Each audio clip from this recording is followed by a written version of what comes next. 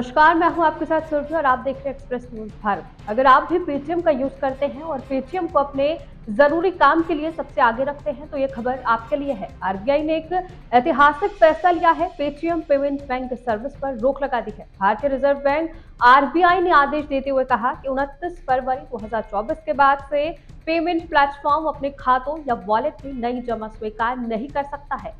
अब आप सोच रहे होंगे कि आखिर ये आरबीआई ने पेटीएम पेमेंट बैंक के खिलाफ इतना बड़ा कदम क्यों उठाया है।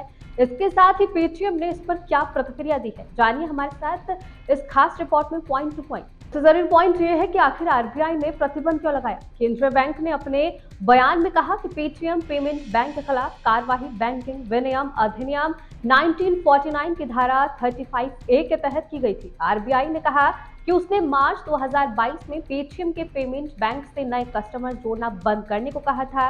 एक सिस्टम ऑडिट रिपोर्ट में बैंक में लगातार गैर अनुपालन और नियमों को फॉलो नहीं करने का आरोप लगाया है। हालांकि आरबीआई ने इस पर कोई खास टिप्पणी नहीं की है। आपकी जानकारी के लिए बता दें कि आखिरकार बदलाव क्या हुए हैं। आपको बता दें कि पेटीएम पेमेंट बैंक भारत की सबसे बड़ी भुगतान फर्मों पेटीएम का हिस्सा है, जिसे लाखों लोगों द्वारा इस्तेमाल किया जाता है। मगर अब बुरी खबर यह है कि आरबीआई द्वारा लगी रोक के बाद 29 फरवरी से प्लेटफॉर्म नई राशि डिपॉजिट करने, क्रेडिट ट्रांजैक्शन की सुविधा सहित सभी फंड ट्रांसफर की सुविधा बंद हो जाएगी। केंद्रीय बैंक के मुख्य प्रबंधक योगेश दयाल ने प्रेस रिलीज में कहा कि 29 फरवरी 2024 के बाद किसी customer account, prepaid tool, wallet, FASTag, NCMC card आदि में किसी भी ब्याज, कैशबैक या रिफंड के अलावा किसी भी डिपॉजिट या क्रेडिट ट्रांजैक्शन या टॉप अप की अनुमति नहीं दी जाएगी।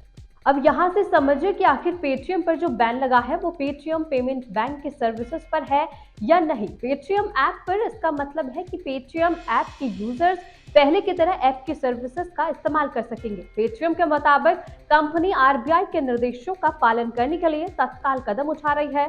कंपनी ने बताया कि इससे यूजर्स के बचत खातों, वॉलेट, फास्टैग और एनसीएमसी खातों में जमा राशि पर कोई प्रभाव नहीं पड़ेगा। वही कस्टमर यहां पर उपलब्ध अपनी बैलेंस का इस्तेमाल कर सकते हैं। बताया कि पेटीएम पेमेंट कंपनी के रूप में कई बैंकों के साथ काम कर रही है।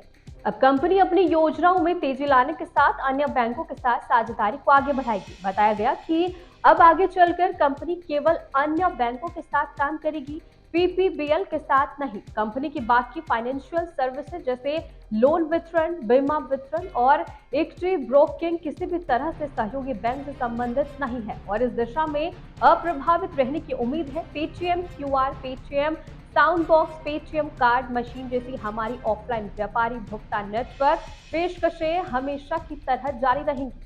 आपको बता दें कि आखिरकार पेटीएम पेमेंट बैंक ने इस पर क्या कहा। पेटीएम ने अपनी सफाई देते हुए कहा कि आरबीआई के निर्देशों का पालन करने के लिए तत्काल कदम उठाएगी। गुरुवार को एक बयान में फिनटेक कंपनी ने कहा कि अलग अलग पेमेंट ऑप्शन के लिए पेटीएम पेमेंट बैंक के साथ साथ अलग अलग बैंकों के साथ काम करती है।